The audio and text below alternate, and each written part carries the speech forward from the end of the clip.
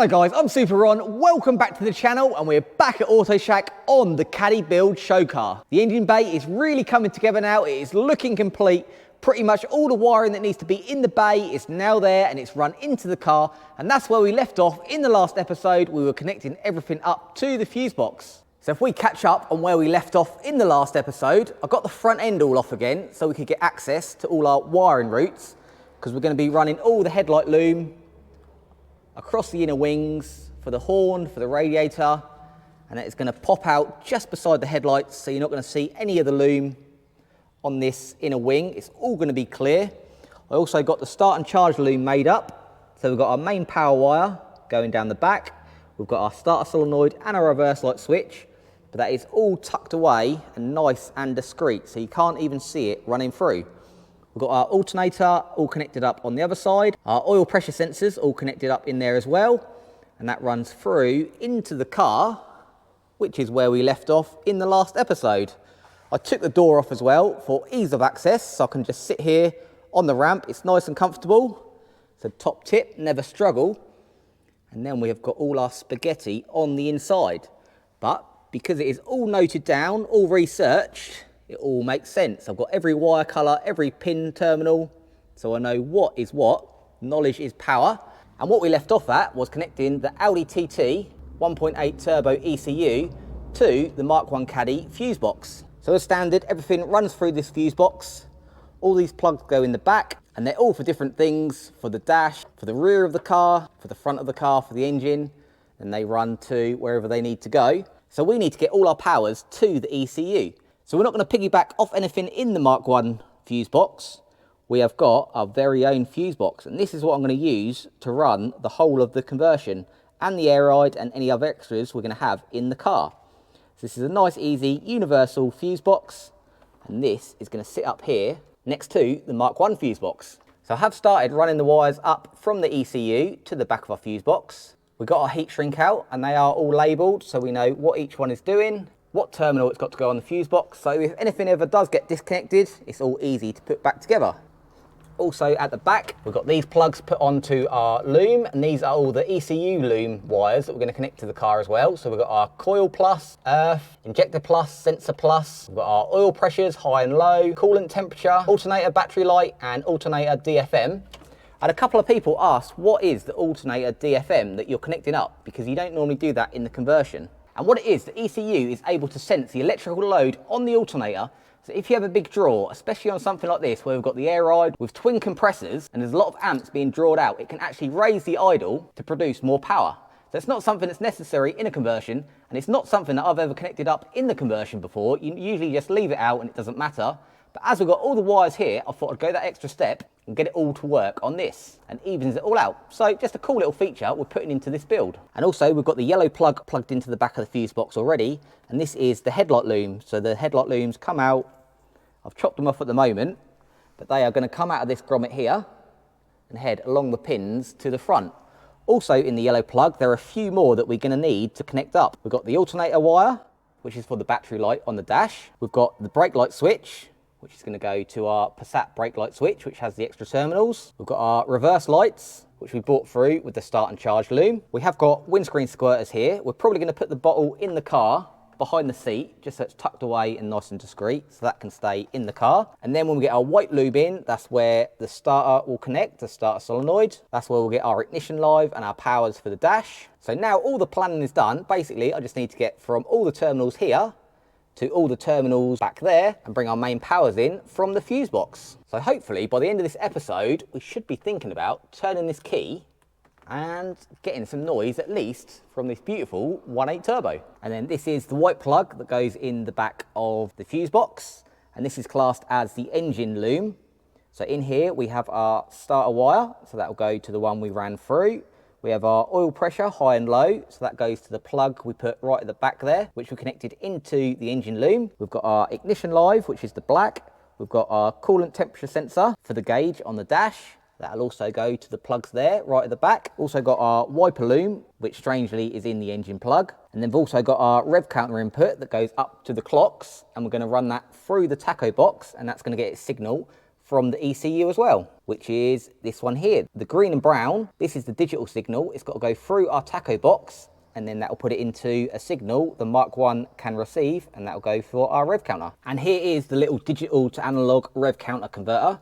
So all we need to connect up is an ignition live and an earth, and then the green connects to the ECU. It puts its digital signal into the box, magic happens, and it comes out as an analog signal for the Mark 1 clock. Also, something Vagtronics do is they've sent us a little resistor, and that allows us to keep the original coolant temperature sender from the Audi TT, so it reads correct for the ECU, but the resistor is just right to read it correct on the Mark 1 clocks. So everything works and reads correctly, and then everything is happy. So I'm going to get the two ends connected together. You've seen me do that before, and then I'll come back and show you what I've done.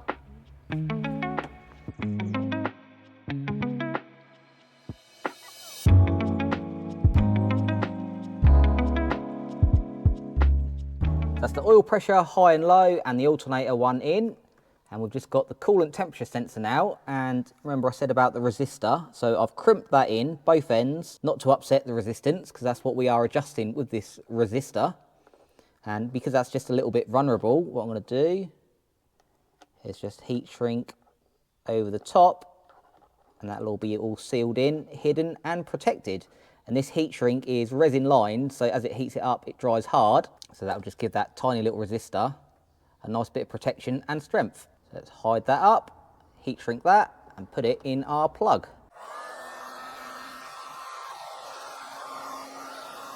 Coolant temp, pin 3. All done. And that'll just give that a little bit of strength on that extra thin part. And the last wire to go in this plug is for the alternator DFM, that magic wire that's going to tell the ECU how much electrical load the alternator is under, and that came out of the Audi TT plugs. That was the white plug, the white one of these, pin 5. So I'm going to put this in pin 5 of my plug, and then that one plugs into there. One done. This one all goes to the fuse box. We'll have a red, a black, grey, brown,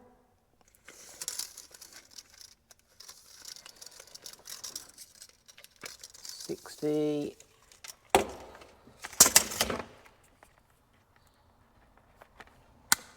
chop. Label maker back out, change back to heat shrink. Easy as that. All right, let's get the book.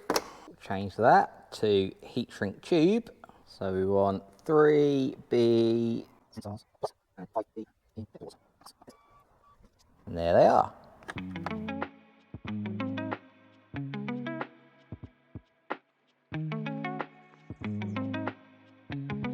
Right, so that's all our power out from the fuse box. Now we need to supply our power ins. So some of it's going to be coming from here, but we need a main battery feed. So what I've done is I've put a junction box in here that closes up, and this is where our battery will connect to. So we've got our main one from the starter, will go on there.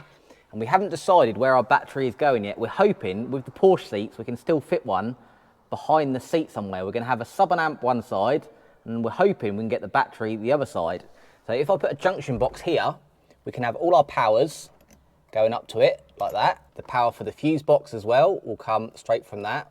And then we can just have one lead going to our battery wherever that may be. So we've got our 25mm squared terminals on there. We've got the big grips out. So let's start connecting things power side, and then give it a big crimp.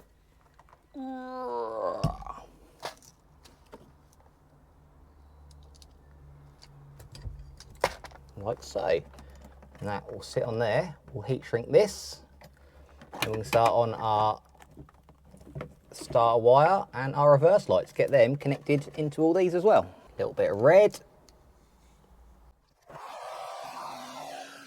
And then to go with that, I've just put the starter wire and the two reverse lights on its own plug as well.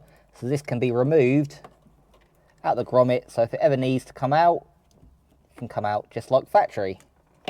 And then we've got our other side of the plug connected to the fuse box. So it's all about future-proofing, and now all of this disconnects like factory, so it'll make it a lot easier to take the engine out. I've started plugging in our fuse box, so everything's labelled, going in their right pins. So now we need our A's. So 1A is going to be battery power. That's going to go to our junction box there. 2A is going to be our ignition live, which is our black wire out of the fuse box. But 3A, 4A and 5A are all going to be controlled by the fuel pump relay. So the last one we've got left on our brown plug is this purple and white, and when the ECU puts that to earth, that triggers a relay which puts power to this one, this one, this one, and to the fuel pump. So we're going to put a little relay in somewhere, and I have just found this in our box of spares, and this is actually a relay holder that clips into the top of the fuse box like that. So I'll repin this, then we can put our fuel pump relay in, and that will be what will be powering our electronics. As this relay has got to run 4 fuses individually with its output, what I've done is I've got my 4 wires and I put them on one big crimp, then one big wire going into the relay. Otherwise the terminal wouldn't have fitted into the relay block. So that's how we've done it. So these are crimped, and now we've got 4 separate wires that will go to 4 separate fuses, and then we just put a big bit of heat shrink over that, and that'll disappear in the loom behind there, like so. 1 to 4, and in with its feed as well. So let's get this in here and cut down to length. So I have been flying along, still looking a bit messy. All this is CADDY side, but we are now pretty much all wired in to our fuse box everywhere where it needs to go. Can't really see them on the GoPro, but all the wires are labelled, so if they ever do come off, they can be put back on in the correct place. All the wires underneath going up to our main battery terminal junction. That's where all our powers will come. I've also run the main one that goes from the fuse box that used to go to the battery. That now goes underneath to our terminal as well. So all battery power will be here, and then we'll just connect the big wire straight to the battery from there. All our plugs in, so this will all be tidied up underneath. So our last ones at the top are just for our OBD port and our tacho box. Got these ones which will be going through to the engine bay, and then all we've got left up here is just our feed to the coils, which is the feed to the coils here, but this is rather long, so I'd like this to sit up in there with these ones. So once I shorten all of that down, connect up the coil, I think we will be pretty much ready. We've got a couple of earths to find a nice earth point for, and I know the airflow meter is the perfect length, but I think this lambda is going to be too long, because the lambda sensor is literally just the other side of the wall from the ECU. So we can probably take near enough all of this out and join it back down. I'll use all crimps for that. So obviously these are all signal wires. I'm really happy with progress, and that's all going to tuck behind the carpet, not to be seen by anyone. So I'll get these last few bits shortened and we'll carry on. Just made up a little earth strap for the engine, because we're going to need that to turn it over. So that just goes on the back of the block and goes to the stud on the steering rack, which is a nice firm point. So let's get this on. So I've got the jump pack hooked directly up to our little junction box. So I'm going to see if we've got any light. I've just seen straight away the interior light is on, because obviously the doors are open. That's a good sign. So we have got power. So that is everything connected up engine-wise. Got all the powers, got the earth, got the starting and charging looms in. I haven't put any fuses in the fuse board yet, but I just can't resist giving the key a try. Turned over. Remember, we haven't got any spark plugs in it.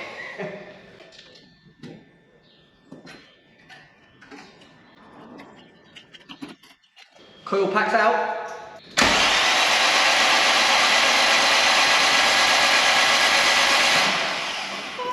The electricity is here. Alright, fuel pump wiring.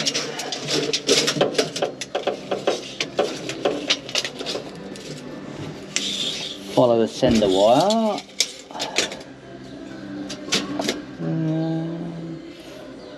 3 meters and a bit.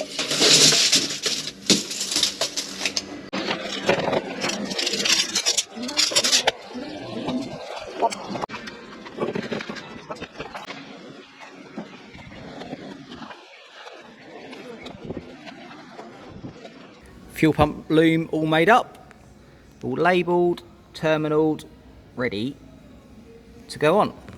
I've just got them ran, so we've got one for the lift pump and one for the main pump. Let's get these connected up here. And there we are, all wired up. It's a bit difficult to show you with all the pipes everywhere, but we've got the positive for both pumps coming out. Got the spade on that side and the other one's on a bullet connector. I will wrap that up once we're all happy.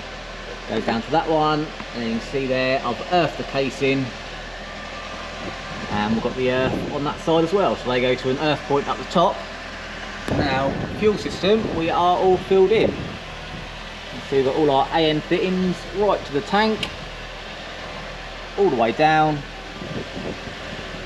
Everything is nice. So fuel system, electronically and plumbing complete. And that is everything all back in. I've just put the fuses in and the throttle body's working. Everything's clicking as it should. The fuel pump relay primes when you turn the ignition on. I've just left the fuses out of the top two there just so the fuel pumps don't run. But all around the bottom, it's all uncovered at the moment, but it will be all wrapped up. It's all going to sit there nicely behind the carpet. We've just got the lambda sensor, which I still probably will shorten just as it goes out that hole, but everything else is in the right place. I've just bought the headlight looms outside the car just so I can start planning them, but engine wise everything is functioning.